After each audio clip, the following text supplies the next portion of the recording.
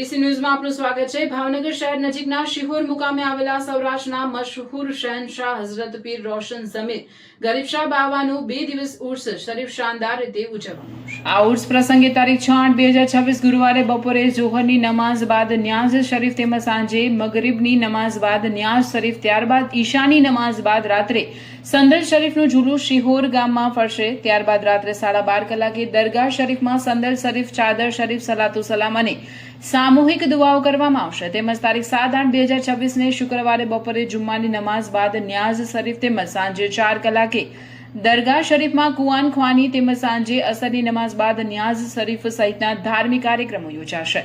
તો તમામ બિરાદરો આ તમામ કાર્યક્રમોમાં હાજરી આપી સવાબે દારેન હાંસલ કરે તેમ દરગાહ શરીફના ખાદિમ ઇસ્માઇલ શાહ, અબ્દુલ શાહ, રફીક શાહ, કાશમ શાહ, સલીમ શાહ, ગરીબ શાહ, ઇમરાન શાહ, અહેમદ શાહ તથા ઉર્સ કમિટીના આગેવાનોની સંયુક્ત યાદીમાં જણાવાયું છે।